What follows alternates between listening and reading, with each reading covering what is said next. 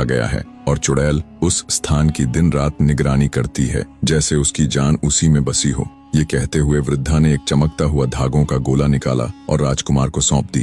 राजकुमार ने धागों का गोला जमीन पर फेंका और वह जैसे जैसे आगे लुढ़कता गया, वह भी उसके पीछे पीछे घने जंगल की ओर बढ़ता चला गया। कुछ ही देर में वह जंगल के गहरे हिस्से में पहुंचा, जहां एक विशाल भालू रास्ते के बीचों बीच बैठा था। वह बहुत कमजोर और भूखा लग रहा था। राजकुमार ने तुरंत अपने धनुष से तीर निकालकर निशाना साधा, लेकिन तभी भालू ने इंसानों जैसी आवाज में विनती की, मुझे मत मारो राजकुमार, एक दिन तुम्हें मेरी सहायता की जरूरत पड़ सकती है। राजकुमार का मन पसीज गया। उसने धनुष नीचे रख दिया और भालू को बिना कोई नुकसान पहुंचाए आगे बढ़ गया। कुछ दूरी पर चलते हुए उसके सिर के ऊपर एक सफेद नर बत्तख उड़ता दिखाई दिया। राजकुमार ने जैसे ही तीर चलाने के लिए कमान चढ़ाई, उसी क्षण बत्तख बोली, हे राजकुमार, कृपया मुझे जीवन दान दो, समय आने पर मैं तुम्हारे काम आऊंगी।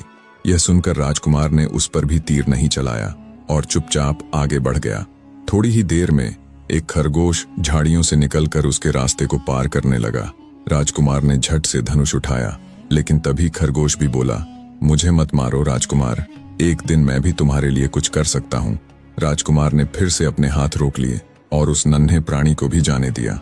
राजकुमार लगातार चलते चलते एक सुंदर सी झील के किनारे जा पहुंचा। वहां उसकी नजर एक मछली पर पड़ी, जो किनारे पर पड़ी छटपटा रही थी, जैसे पानी की एक एक बूंद के लिए तड़प रही हो।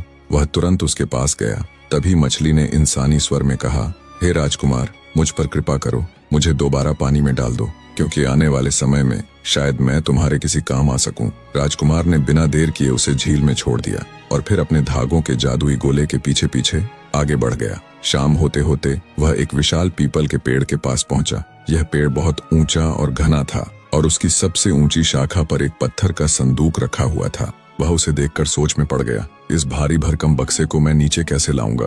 तभी अचानक वहीं पर वह भालू प्रकट हुआ, जिससे राजकुमार पहले जंगल में मिला था। भालू ने अपनी ताकतवर भुजाओं से पेड़ को पकड़कर जोर जोर से हिलाना शुरू किया। पेड़ पर रखा वह पत्थर का बक्सा नीचे आ गिरा और टूटकर बिखर गया।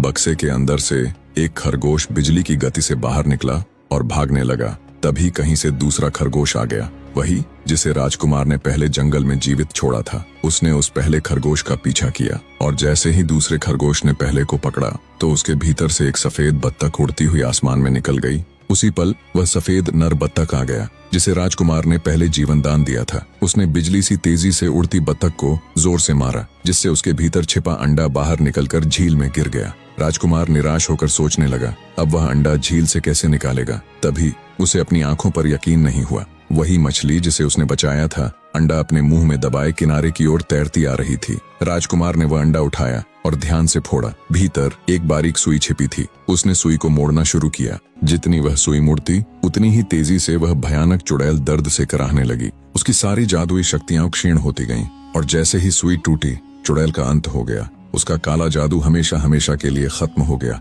राजकुमार अभी सोच ही रहा था कि अब राजकुमारी को कैसे ढूंढे, तभी वह सामने प्रकट हो गई। मुस्कुराते हुए उसने कहा, राजकुमार, तुम समय पर आ गए। एक पल और होता तो सब खत्म हो जाता। दोनों की आंखें मिलीं और मानो सारा दुख बह गया। वे एक दूजे का हाथ थामे अपने राज्य लौटे और वहां जीवन भर प्रेम, शांति और आनंद से साथ रहने लगे। कहते हैं, सच्चा प्रेम और सहनशीलता ही जीवन की सबसे बड़ी ताकत है। हमारे बाहर के रूप से ज्यादा हमारे अंदर की अच्छाई मायने रखती है। कठिनाइयों और गलतफहमियों के बीच भी अगर हम अपने दिल की सुने तो हर मुश्किल आसान हो जाती है। दोस्तों, नीचे कमेंट में जरूर बताएं कि आपको यह कहानी कैसी लगी।